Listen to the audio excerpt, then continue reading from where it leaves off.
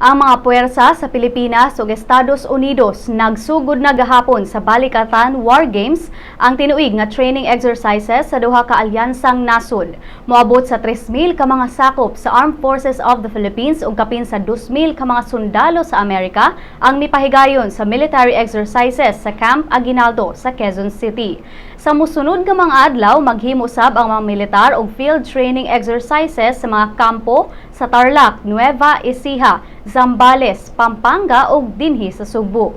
Aduna sab sila humanitarian mission sa Tacloban City ang nakahig-agom og grabing danyos gikan sa Super Typhoon Yolanda.